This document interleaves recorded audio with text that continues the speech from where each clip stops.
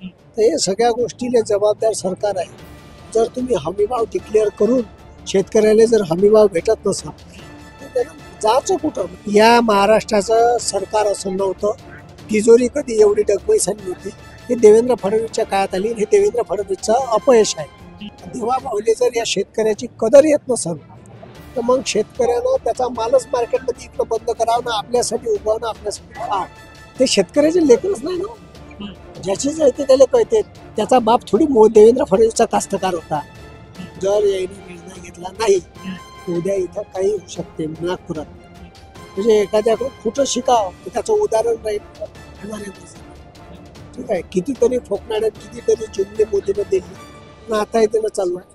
नागपुरात सुरू असलेल्या शेतकऱ्यांचा आंदोलनाला पाठिंबा कराडे मास्तर देत आहे. मागील 2-3 दिवसापासून कराडे मास्तर जे आहेत ते नागपुरातच आहेत. एक शिष्टमंडळ मुंबईला आहे, मात्र या शेतकऱ्यांसोबत कराडे मास्तर आहेत. सर, काय सांगणार आहात? मागण्या एकूण 16 मागण्या आपल्या आहेत आणि एक शिष्टमंडळ तिकडे जरी असलं तरी आपण शेतकऱ्यांसोबत आहात. काय वाटतं की ही जी लढाई आपण लढत आहात ते पूर्णतः जाईल का? मला असं वाटते की आता देवाभाऊच्या हातात सगळे आहे.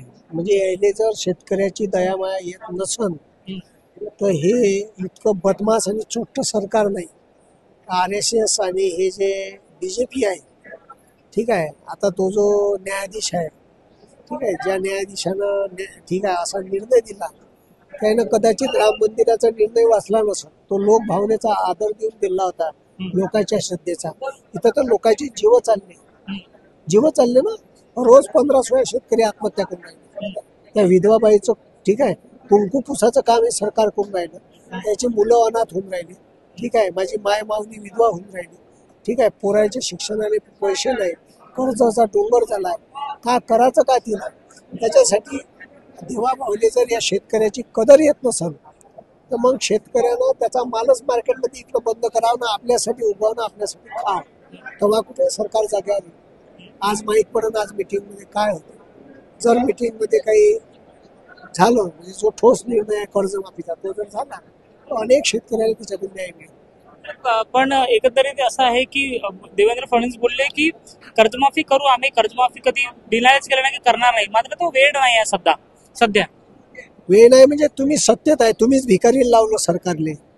तुम्ही निवडणुकीत लाडक्या बहीणसारख्या योजना आणल्या, ठीक आहे, ज्याच्यातून तुम्ही लाडक्या बहिणींना पैसे देऊन मतपत्रात पाडून घेतलं आणि सरकार जे भिकारी लावलं हे देवेंद्र फडणवीस सरकार लावलं. या महाराष्ट्राचं सरकार असं नव्हतं. तिजोरी कधी एवढी डगमैसानी नव्हती. हे देवेंद्र फडणवीसच्या काळात आली. हे देवेंद्र फडणवीसचं अपयश आहे.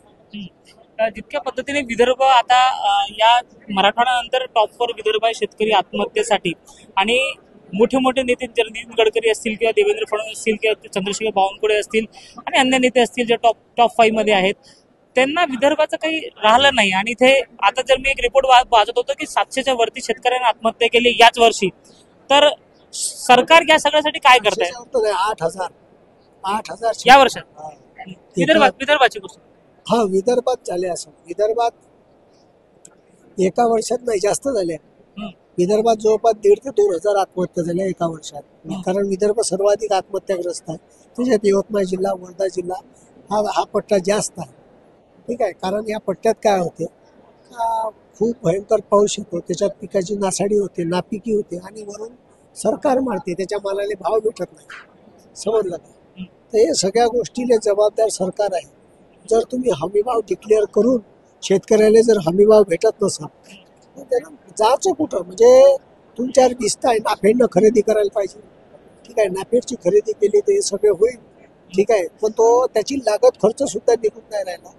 म्हणून शेतकऱ्याला ठीक आहे, आता आपल्याला मेल्याशिवाय पर्याय नाही आहे. मग आता तुम्ही एक शेतकऱ्याची आत्महत्या वाचली असं मागा, त्या पोरानं शाळेचे कपडे ड्रेस मागितले होते. ठीक आहे, पोरगं दिवाळीच्या अगोदर घरी आलो, त्याला कपडे ड्रेस नाही भेटले म्हणून पोट्यानं शेतात जाऊन आत्महत्या केली. बाप पोराले ठीक आहे पाहायला जाते ना, त्याने पोरानं आत्महत्या केली दिसते. त्या बापाला किती वेदना झाल्या असं. ते पोराची लाश त्या बापानं काढली, त्याच दोरानं ठीक आहे त्याच दोरानं आत्महत्या केली. कोण? बापानं. म्हणजे 15-20 मिनिटात 2-2 आत्महत्या ठीक आहे होत आहे. याच्यासारखी लाजीरवाणी गोष्ट नाही. आणि एवढं होऊन सुद्धा हे मुळताड न्यायालय असा जर निर्णय देते ज्याने माय बापाची कदर नाही. एका शेतकऱ्यानं आत्महत्या केली, ठीक आहे, त्याची आत्महत्या पाहून त्याच्या बायकोनं आत्महत्या केली.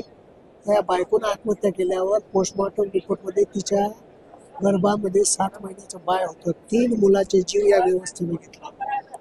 तर आता आता ही लढाई तुम्हाला काय वाटतं की पूर्ण होईल का? कारण की याआधी शेतकऱ्यांना ठगण्यात आलेलं आहे, याआधी खूप आश्वासन देण्यात आलं आहे. सत्तेत येण्याआधी देवेंद्रजी म्हणतात की जसं मी सत्तेत आलो त्या शेतकऱ्यांच्या 7-12 कोरा करू आणि ऑन कॅमेरा सगळ्या गोष्टी आहे. मात्र सत्तेत आता 1 वर्ष झाला परत येऊन, मुख्यमंत्री परत येऊन 1 वर्ष झाला, शेतकऱ्यांबद्दल बोलतच नाही. शेतकऱ्याबद्दल ते शेतकऱ्याचे लेकरच नाही ना. ज्याची जळते त्याला कळते. त्याचा बाप थोडी देवेंद्र फडणवीसचा कास्तकार होता. यायले सालेले ठीक आहे, म्हणजे समृद्धी महामार्ग सारखे, शक्तीपीठ महामार्गासारखे रस्ते काढायचे, आपले चिले पिल्यान टुचे भलं करायचं. तिची जमीन 2 लाख रुपये एकराने घ्यायची आणि गव्हर्नमेंटले 30-40 लाख रुपये एकराने विकायची. असे धंदे यायचे. आता जर काही ठोस निर्णय झाला नाही तर नागपूर जाम होईल काय? हा, नागपूर जाम होणार का? नागपूर पुन्हा होऊ शकते.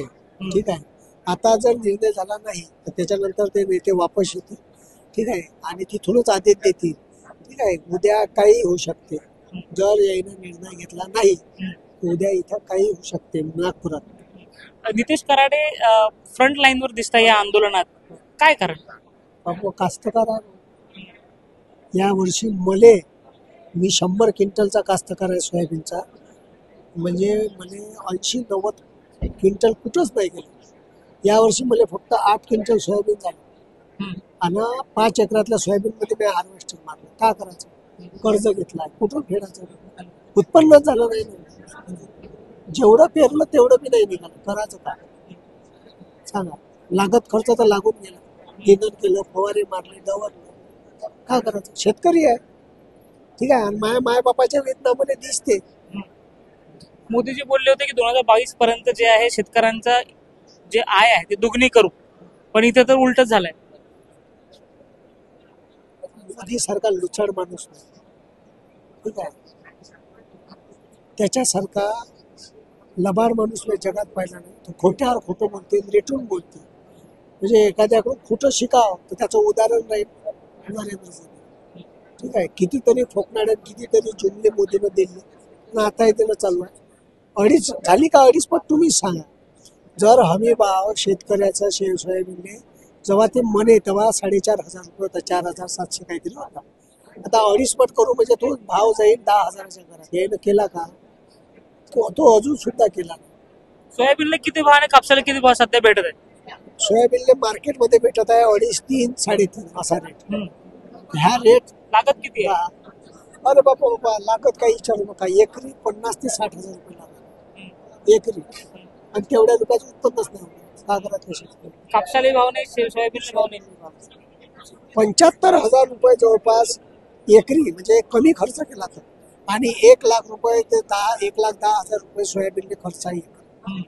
ठीक आहे, डवरण, रोटावेटर, शेणखत, निंदण, तणनाशक, ठीक आहे, त्याच्यानंतर कापणी, ठीक आहे, ढीग मारणे, सोयाबीन काढणे, सोयाबीन घरी आणणे, मार्केटला नेणे, मार्केटची दलाली, या साऱ्या गोष्टीचा खर्च पकडला 1 लाख रुपये लागतो एक. आज जे आहे ते एक बैठक सुरू आहे, त्यात शिष्टमंडळ गेलेल्या बच्चू कडू यांच्या नेतृत्वात काय नेमकं निर्णय होते यावर सगळ्यांचं लक्ष आहे. जर निर्णय शेतकऱ्यांच्या समर्थनात आला तर हा आंदोलन जे आहे इथे संपेल. मात्र जर असं नाही आलं तर काल बच्चूभाऊ यांनी स्पष्ट केलेलं आहे की नागपुरात रेल रोको आंदोलन जे आहे करण्यात येईल. मात्र आता सगळ्या सूचना बच्चूभाऊंवर डिपेंडेंट आहे की ते कशा पद्धतीने सूचना देतात.